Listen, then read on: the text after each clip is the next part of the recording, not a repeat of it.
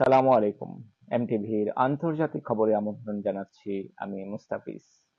কারবালার ঘটনার স্মরণে নানা আয়োজনে পবিত্র আশুরা পালন করেন সারা বিশ্বের মুসলিমরা।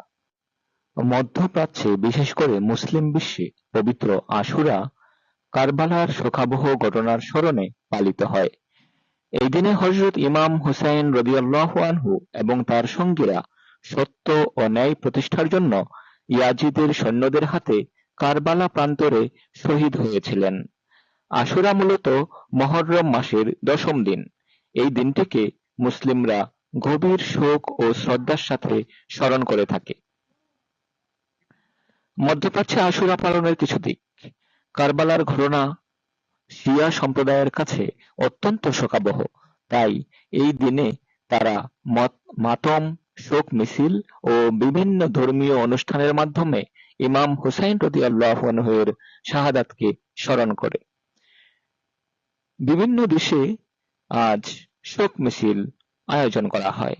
ইরাক, ইরান সহ মধ্যপ্রাচ্যের বিভিন্ন দেশে আশুরার দিনে শোক মিছিল ও বিভিন্ন ধর্মীয় অনুষ্ঠান পালিত হয়। আশুরার আগের দিনটিকে ৯ই মুহররম তাসুয়া বলা হয়। এই দিনেও বিভিন্ন শোক পালন করা হয়। শিয়া সম্প্রদায়ের মানুষ কারবালার ঘটনাকে ইসলামের জন্য এক গুরুত্বপূর্ণ ঘটনা হিসেবে বিবেচনা করে এবং এটিকে সত্য ও ন্যায়ের জন্য আত্মত্যাগের প্রতীক হিসেবে দেখে। আশুরার দিনে শিয়া ও সুন্নি উভয় সম্প্রদায়ের মানুষ বিভিন্ন আনুষ্ঠানিকতার মাধ্যমে দিনটি পালন করে থাকে। শিয়া সম্প্রদায় সাধারণত মাতম ও শোক মিছিলের মাধ্যমে দিনটি পালন করে, যেখানে সুন্নিরা রোজা রাখা ও দোয়া করার মাধ্যমে দিনটি পালন করে থাকেন। এদিকে সকল গুঞ্জনকে ছুঁড়ে ফেলে প্রকাশ্যে এলেন আয়াতুল্লাহ আলী খামেনি। আকাশ কাঁপানো স্লোগানে তিনি এলেন সবার সামনে।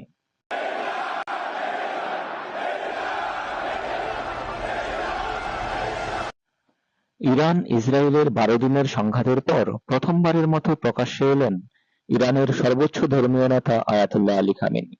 স্থানীয় সময় শনিবার তেহরানের ইমাম খোমেনি মসজিদে পবিত্র আশুরার একটি অনুষ্ঠানে যোগ দেন তিনি। খামেনির এই উপস্থিতি এমন এক সময়ে হলো যখন ইরান সহ গোটা শিয়া বিশ্ব মুহররম মাসে শোক পালন করছে।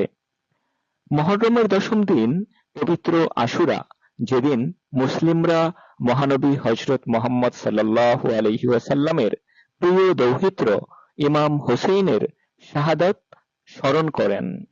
প্রতি বছর আশুরার অনুষ্ঠানে খামেনিকে উপস্থিত থাকতে দেখা যায়, কিন্তু এবার যুদ্ধকালীন অনুপস্থিতি নিয়ে নানা গুঞ্জন ও উদ্বেগ তৈরি হয়েছিল।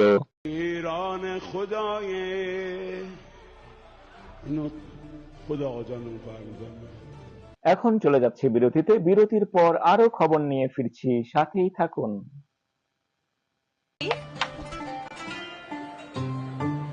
Crispy.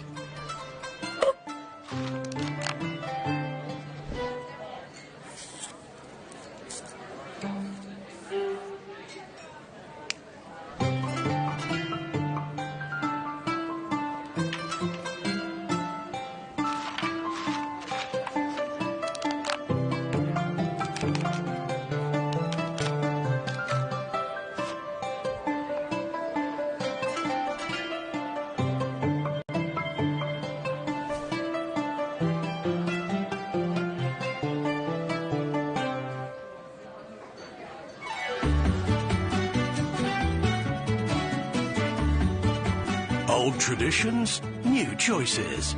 Enjoy it all as McDonald's brings you a delicious selection of the Macarabia, made with authentic Arabic flavors. Macarabia, true to tradition. বিরতির পর আবারও স্বাগত জানাচ্ছি আমি মুস্তাফিজ। এদিকে ইরান নতুন স্থানে পারমাণবিক কর্মসূচি শুরু করতে পারে বলে মন্তব্য করেছেন মার্কিন প্রেসিডেন্ট ডোনাল্ড ট্রাম্প।